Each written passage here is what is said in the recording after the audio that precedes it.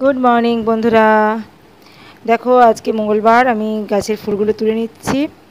তাহলে আজকে সকাল থেকে ব্লগটা শুরু করলাম, মঙ্গলবারের সকাল আজকে, ঠিক আছে। পরপর কাজগুলো আমি আজকে দেখাবো আশা করছি। জানি না কতটা আমি ভিডিও করতে পারবো, মানে কাজের সাথে সাথে ভিডিও করতে তো একটু সময় লাগে, কাজটা তো অনেক দেরি হয়ে যায়। তা যতটা পারছি তোমাদের দেখানোর চেষ্টা করি, তোমরা কিন্তু সাথে থেকেও।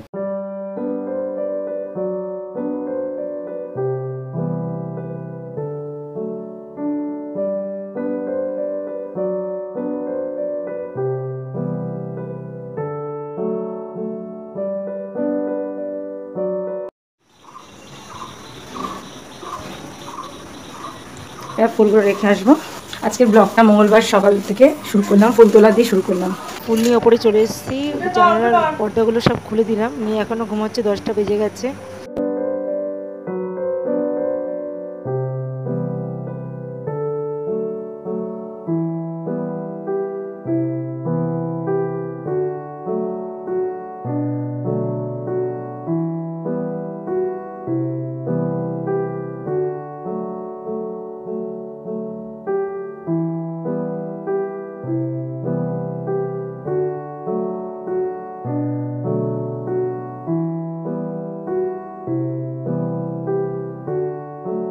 প্রত্যেক দিনই আমরা সকালে জলখাবার খাওয়ার পর একটু চা করি, দুধ চা করি বা লিকার চা করি, কিন্তু করি চা।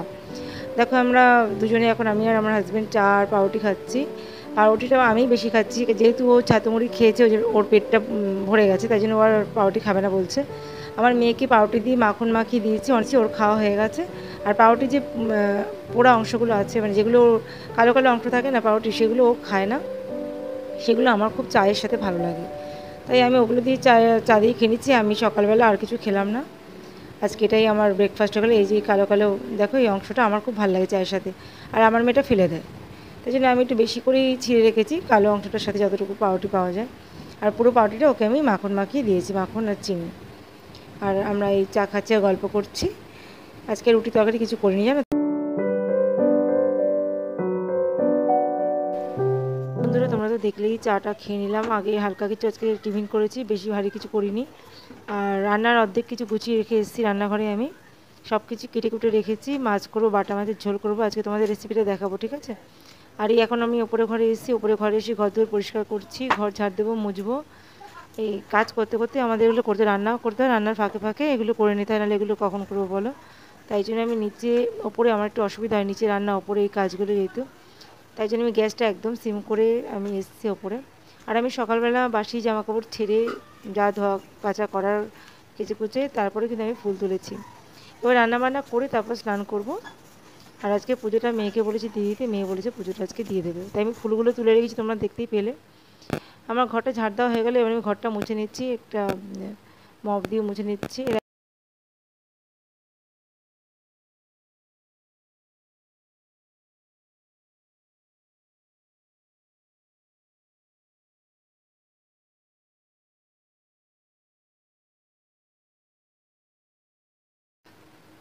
এই কাজগুলো রোজই থাকে, আর প্রত্যেক দিন আমি যা যা কাজ করি সব যদি ভিডিওতে দেখাতে চাই না, তাহলে অনেক অনেক বড় ভিডিও হয়ে যাবে। সেই অত বড় ভিডিও তোমাদেরও দেখতে ভালো লাগবে না, বোর হয়ে যাবে তোমরা, আমারও এডিট করতে ভালো লাগবে না। তাই জন্য যেই কাজ, এক এক দিন এক এক রকম করে কাজ আমি তোমাদের ভিডিওতে সাজিয়ে দেখাবো। এবার আমি রান্নাঘরে চলে এসেছি, হাত হাত সাবান দিয়ে ধুয়ে নিয়েছি ভালো করে। রান্নাঘরে এসে বাটা মাছটা আমার ধুয়েই রেখেছিলাম, ধুয়ে নুন হলুদ মাখিয়ে রেখেছিলাম। এবার আমি বাটা মাছটা রান্না করবো, আলু জিরে দিয়ে, ডাঁটা দিয়ে, আলু দিয়ে বাটা মাছের ঝোল। তো তোমরা দেখো আমি কীভাবে বানাই, খুব ইজি, এটা অনেকেই পারে। আমি যেই রান্নাগুলো করি সেগুলো সবাই ঘরে করে প্রতিদিনই। আমি যেভাবে করি সেটাই তোমাদের সাথে শুধু শেয়ার করছি, তোমরা দেখো যারা এখনও বানাওনি, নতুন রাঁধুনি, তাদের তো কাজে লাগবে অন্তত, সেইভাবেই শেয়ার করছি। অনেকেই আছে নতুন রান্নাবান্না শিখছি, তাদের কাছে কিন্তু যা রান্না করো তাদের কাছে সেটাই নতুন, তাই না। সুতরাং আমি তাদের কথা ভেবেই দেখাচ্ছি। আর দেখা জিনিস দেখতেও ভালো লাগে, কারণ আমি একরকম বানাই, আরেকজন আরেক রকম করে বানায়, তাই জন্যই সবাই শেয়ার করে, যে যেভাবে বানায় সেটাই শেয়ার করে। তো আজকে বাটা মাছের একদম সিম্পল একটা ঝোল করব। বাটা মাছটা ভেজে নিলাম, তোমরা দেখলে। এবার আমি সেই তেলেই কালো জিরে ফোড়ন দিলাম সামান্য, কালো জিরে কাঁচা লঙ্কা দিয়ে আমি ঝোলটা করব। এবার আলু কেটে রেখেছি আমি, কিছুটা আলু, মানে দুখানা, ছোটো ছোটো দুখানা আলু পাতলা পাতলা করে কেটে নিয়েছি আমি, আলুগুলো ভেজে নিলাম। এবার এই সময় আমি ডাঁটা দিয়ে দিলাম, নরম নরম ডাঁটা হয় না, মাছের ঝোলে খায়, সেই ডাঁটাগুলো এনেছে, সেই ডাঁটাগুলোর ডগা মানে আগার দিকগুলো খুব নরম হয়, সেইগুলো দিয়েছি আমি। ডাঁটা দিয়ে আলু দিয়ে একটু ভাজা ভাজা করে নিই, তারপরে আমি দিয়ে দিলাম কাঁচা লঙ্কা আর জিরের গুঁড়ো। জিরে গুঁড়োটা আমি আগে থেকে জল দিয়ে ভিজিয়ে রেখেছিলাম, জিরে গুঁড়ো আর হলুদ একসাথে ভিজিয়ে রেখেছিলাম, সেই মিশ্রণটা আমি দিয়ে দিলাম। দিয়ে ভালো করে নাড়াচাড়া করে নিচ্ছি। আর কাঁচা লঙ্কা আজকে বাটিনি, চিড়ে চিড়ে দিয়েছি, মাঝখান থেকে চিড়ে দিয়েছি, ঠিক আছে। 4-5টা কাঁচা লঙ্কা আমি চিড়ে দিয়েছি। আমি বেটেও করি, কিন্তু আজকে আর বাটিনি, আজকে একদম সিম্পলভাবে করবো বললাম। শুধু জিরে গুঁড়োটা ভিজিয়ে রেখেছিলাম, আদাও দিইনি। আর বাটা মাছে আদা লাগে না, জ্যান্ত বাটা কিন্তু এটা, ঠিক আছে। তাই জন্য একদম পাতলাভাবে করছি আমি, খুব অল্প তেল মশলা দিয়ে রান্নাটা করছি। এবার আমি সামান্য জল দিয়ে দিলাম, যেহেতু ঝোলটা এমনি পাতলা হচ্ছে তাই জন্য বেশি জল দিলাম না, আন্দাজ মতো দিলাম আমি, আমার যেরকম ঝোলের প্রয়োজন ততটা জল দিলাম। আর আজকে আমি ডাল করেছি, তাই জন্য ঝোল বেশি না হলেও চলবে। আজকে রেসিপি ডাল, আলু ভাতে আর এই বাটা মাছের ঝোল। কালকের মাংস আছে, আমার মেয়ে তো চিকেন খেতে ভালোবাসে, তাই ওর জন্য মাংস আনলে পরের দিনও ও খেয়ে নেয়। আর মাংসটাকে গরম করে দিয়ে ওটা দিয়ে খাবে, আর বাটা মাছে কাটা থাকে বলে বাটা মাছও খায় না। এবার আমি বাটা মাছটা ঢেকে দিলাম কিছুক্ষণের জন্য, কিছুক্ষণ পর আবার ঢাকা খুলে দিলাম। আলুটা দেখে নেবো সেদ্ধ হয়েছে নাকি, মাছটা দিয়ে একটু কিছুক্ষণ ফোটাবো। আলুটাও সেদ্ধ হয়ে গেছে, বাটা মাছটা আমি নামিয়ে নিয়েছি। দেখো ঠিক এরকম হবে ঝোলটা, কাঁচা লঙ্কা দিয়ে, কিন্তু কোনো শুকনো লঙ্কা ব্যবহারই করিনি আমি। আলু আর ডাঁটা দিয়ে বাটা মাছের ঝোল, কালো জিরে কাঁচা লঙ্কা দিয়ে বাটা মাছের ঝোল ডাঁটা দিয়ে, ঠিক আছে। তোমরা যদি এইভাবে না বানিয়ে থাকো একবার প্লিজ ট্রাই করে দেখো, গরম ভাতের সাথে অপূর্ব। আর এই দেখো এটা আমাদের আজকে মেনু, লাঞ্চ মেনু, বাটা মাছের ঝোল। ডাল দেখালাম তোমাদের, সেদ্ধ ডাল করেছি আর আলু ভাতে, আর এটাতে মাংস আছে টিমিকারিতে। এবার কটা বাসন ছিল সিঙ্কে, সেগুলো আমি মেজে নিচ্ছি। রান্নার কড়াই টড়াই সব আছে, সব মেজে পরিষ্কার করে নেব। রান্নার পরে তো রান্নাঘরে অনেক কাজ থাকে, যারা আমরা গৃহিণী তারা সবাই জানি যে শুধু রান্না করলেই হয় না, রান্নার পরে প্রচুর কাজ থাকে রান্নাঘরে, সেগুলো আমাকে করতে হবে। এখন খুব অল্প জায়গায় আমি রান্না করি, তোমাদের একদিন আমি রান্নাঘরে ট্যুর দেখাবো, কিচেন ট্যুর। তোমরা সেদিনকে ভালো করে দেখো আমার রান্নাঘরটা কতটা ছোটো, আর কত ছোটো জায়গার মধ্যে আমাকে রান্না করতে হয়। এই জন্য সিঁড়ির তলার অংশটা তো আমি ব্যবহার করতে পারি না, সেইভাবে করা নেই, তার জন্য আমার খুব অসুবিধা হয়। কিন্তু এইভাবেই আমি প্রায় 16-17 বছর কাটিয়ে দিলাম করছি। সামনে দিনে ভালো একটা রান্নাঘর বানাতে পারবো, ওপরের ঘরে সেরকম ব্যবস্থা করা আছে, যদি কোনো দিন বানাই তোমাদের সাথে শেয়ার করব। তা আমার কড়াইটা মাজা হয়ে গেল, এবার আমি গ্যাসের ওভেনটা মুছে নেব। যেহেতু আজকে মাছ রান্না করেছি, আমি এমনি গ্যাস ওভেন প্রতিদিনই মুছি, কিন্তু যেদিনকে মাছ মাংস আমিষ কিছু রান্না করি সেদিনকে কিন্তু আমি গ্যাসটা সাবান দিয়ে মুছবই, রোজই সাবান দিয়ে মুছি। কিন্তু এক একদিন তো এরকম হয় না, বেশি নোংরা হয় না, তেল টেল ছেটে না, সেদিন করার সময় জল ন্যাকড়া দিয়েও মুছে নিই। কিন্তু যেদিনকে দেখি নোংরা হয়েছে, বা মাছ করেছি, ডিম করেছি, মাংস করেছি, আর মাছ মাংস ডিম তো প্রায় দিনই আমাদের বাঙালিদের হয়, সুতরাং সেই ভিম যে লিকুইডটা দিয়ে বাসন মাজি সেটা দিয়ে একটুখানি পুরনো স্কচ ব্রাইট দিয়ে ডলে নিলাম, তারপর একটা ভেজা ন্যাকড়া দিয়ে মুছে নিচ্ছি। দেখো এভাবেই আমি গ্যাসের ওভেনটা মুছি। আর আমি ক্যামেরাতে তাড়াতাড়ি করে দেখাচ্ছি, নাহলে তো ভিডিওটা বড় হয়ে যাবে, তাই জন্য কেটে কেটে স্পিডে দেখিয়ে দিচ্ছি, ঠিক আছে। এবার আমার গ্যাস মাজা কমপ্লিট, দেখো একদম চকচক করছে। গ্যাসের যে ঝিকগুলো রান্না করি এবার আমি সেটা মেজে নেব, তাহলেই আমার মোটামুটি রান্নাঘরের কাজ শেষ। ধুয়ে নিলাম আমার গ্যাসের ঝিকগুলো। এই কাজগুলো দেখানোর মানে হচ্ছে এই যে আমরা প্রতিদিন ঘরের বউরা বা গৃহিণীরা কি কি কাজ করি সারাদিন, সারাদিন আমাদের কিভাবে কাটে। অনেকে ভাবে আমরা হাউস ওয়াইফ, আমাদের কোনো কাজই নেই, আমরা শুধু খাই দাই রান্না করি, এটুকুই আমাদের কাজ। কিন্তু একটা সংসারে যে কত কাজ থাকে সেটা এভাবে না দেখালে অনেকেই বুঝতে পারে না, একমাত্র যারা গৃহিণী তারাই বুঝতে পারবে। এবার আমি চলে এলাম সন্ধ্যা দিতে, সন্ধে হয়ে গেছে। দুপুরের পর থেকে খাওয়া দাওয়া করে আমি আর ব্লগ করিনি, তারপরে একদম সন্ধ্যাবেলা চলে এলাম, সন্ধ্যাবেলা একটু ভিডিও শ্যুট করলাম। এই যে আমি সন্ধ্যা দিচ্ছি বন্ধুরা দেখছো, এটা কিন্তু ভিডিওটা করেছে আমার মেয়ে। কারণ আমি ভিডিও করলে, আমি সন্ধ্যা দিলে মাইন্ডটা আমার ঠাকুরের দিকে থাকবে না, অন্যদিকে চলে যাবে ক্যামেরার দিকে। তাই জন্য আমার মেয়েকে বলছি তুই একটু ক্যামেরা কর, আমি সন্ধ্যাটা দিয়ে দিই। ও ক্যামেরাটা ধরেছে ফোনের, আর আমি মন দিয়ে সন্ধ্যা দিয়েছি। তোমরা দেখো আমি সন্ধ্যা দিচ্ছি, ঠিক আছে।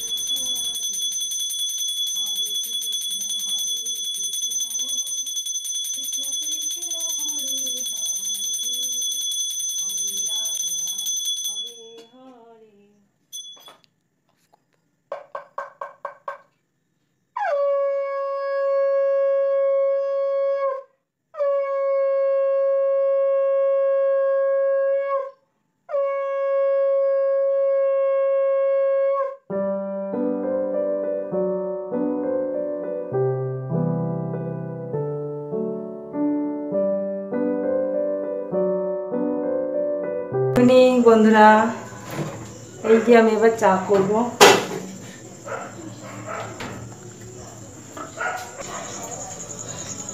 আমি চা করছি, তোমার সাথে থাকো কেমন। আমি 4 কাপ চা করব বন্ধুরা।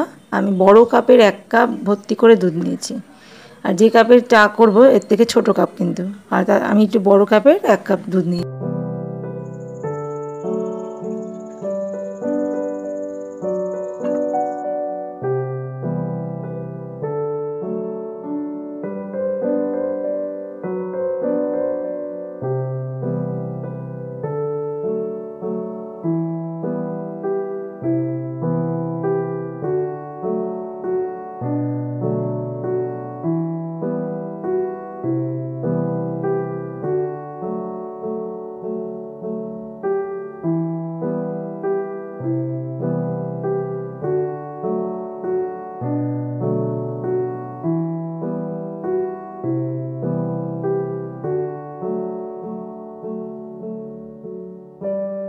শাশুড়ি মায়ের চাটা চিনি ছাড়া আমি আগে দিয়ে এলাম, তারপরে আমাদের চায়ে চিনি মেশাচ্ছি।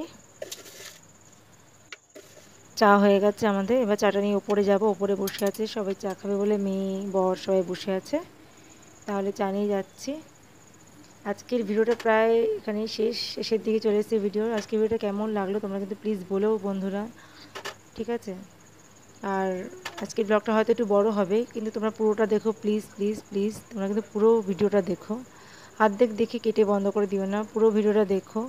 আর ভিডিওটা যদি ভালো লেগে থাকে তোমরা অবশ্যই লাইক দিও, কমেন্ট করো, ঠিক আছে।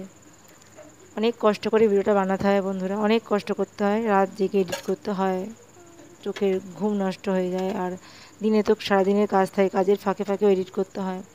সুতরাং অনেক আশা নিয়ে একটা ভিডিও বানাই, তোমরা প্লিজ দেখো, ঠিক আছে। তো বন্ধুরা দেখো, আমি চা নিয়ে ওপরে চলে এসেছি। ওপরে বসে আছে মেয়ে, আর মেয়ের বাবা বসে আছে গল্প করছে, ওরা টিভি দেখছে। এই সময়টা টিভি দেখি আর চা খাই আমরা।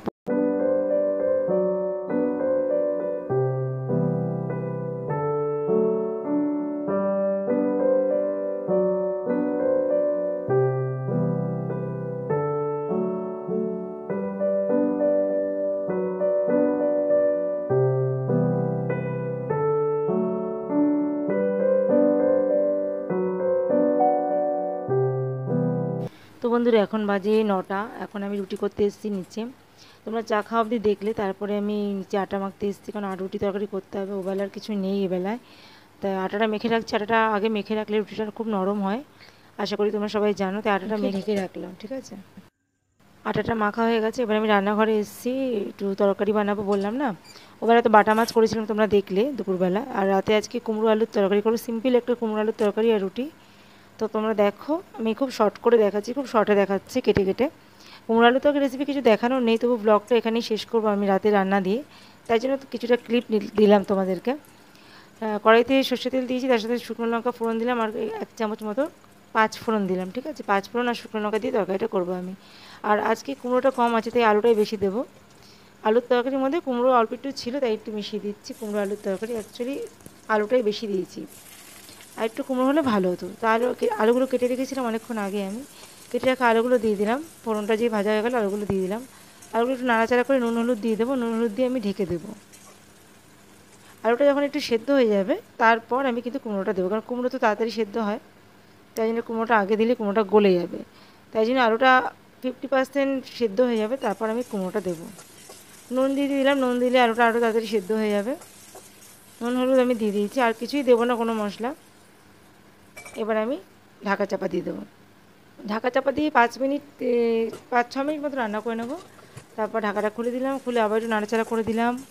নাড়াচাড়া করে এবার কেটে রাখা কুমড়োগুলো আমি মিশিয়ে দেবো। খুব অল্প কুমড়ো, দেখো বন্ধুরা, খুব অল্প, মানে আলুই বেশি কুমড়ো কম। যাই হোক, কুমড়োটা একটুখানি ছিল, নষ্ট হয়ে যাবে, তাই জন্য দিয়ে দিলাম। কুমড়ো আলুর তরকারি আর রুটি খাওয়া হবে রাত্রে আজকে, খুব সিম্পল মেনু। কুমড়ো আলুর তরকারি রুটি বেশিরভাগ আমরা সকালে খাই, আজকে রাতে করছি, কারণ তাড়াতাড়ি চটজলদি কী করবো ভেবে পাচ্ছিলাম না, ভাবলাম তাহলে এটাই করি, তাড়াতাড়ি হয়ে যাবে। তাড়াতাড়ি কুমড়ো করতে সময় লাগে না। আর খুব সিম্পল আজকে ডিনারটা হবে, মধ্যবিত্ত ডিনার যাকে বলে, মধ্যবিত্ত বাঙালি ডিনার, রুটি আর কুমড়ো আলুর তরকারি। তরকারিটা দেখো হয়ে গেছে একদম, জলটা যেটুকু জল দিয়েছিলাম সামান্য তোমরা দেখলে ওটা শুকিয়ে গেছে। এবার নামানোর আগে একটু চিনি দিলাম, সামান্য চিনি, আর একটু ভাজা মশলা দেবো। আমার ভাজা মশলা ঘরে তৈরি করা থাকে, ধনে, জিরে, শুকনো লঙ্কা আমি শুকনো কড়াই ভেজে গুঁড়ো করে রাখি, সেটাই বিভিন্ন তরকারিতে ব্যবহার করি। বিশেষ করে কুমড়ো আলুর তরকারি আর মটরের ঘুগনিতে কিন্তু এই ভাজা মশলা দারুণ স্বাদ হয় দিলে। তা তরকারিটা আমার হয়ে গেছে, এবার ঢাকা চাপা দিয়ে গ্যাসটাকে অফ করে আমি রেখে দেবো। আর আটাটা ওদিকে রেস্টে রেখে এসেছিলাম আটা মেখে, সেই আটাগুলোকে এবার রুটিটা বানিয়ে নেব। আটাটা বেশ নরম হয়ে গেছে যেহেতু মেখে রেখেছিলাম, ফাটাফাট রুটিগুলো এবার ভেজে নেবো আমি। আর আমার রান্নাঘরের জায়গা এত ছোটো, তোমাদের আগেই বলেছি, যেখানে আমি রান্না করি সেই স্ল্যাবটার পাশেই একটা গ্যাসের জলের সিঙ্ক বসানো আছে। সেখানে রুটি করার মতো জায়গা হয় না, মানে এই বেলন চাকি রেখে রুটি রেখে খুব অসুবিধা হয়। করি মাঝে মাঝে আমি, তাও আমি ভীষণ অসুবিধা হয়, তার জন্য আমি জনতায় এই পাশের ঘরে বসে বসে রুটিগুলো করি। ব্লগটা এখানে শেষ করলাম। ব্লগটা কেমন লেগেছে তোমরা প্লিজ কমেন্ট করে জানিও। আজকের ব্লগটা অনেক বড় হয়ে গেছে, ইচ্ছা করেই বড় করেছি। আজকে অনেক রকম কাজ দেখিয়েছি, তোমরা ব্লগটা দেখলে বুঝতে পারবে। পুরোটা কিন্তু দেখো তোমরা প্লিজ, পুরো ব্লগটা দেখো আর কমেন্ট করো কেমন হয়েছে, ঠিক আছে? তোমরা সবাই খুব ভালো থেকো, সুস্থ থেকো।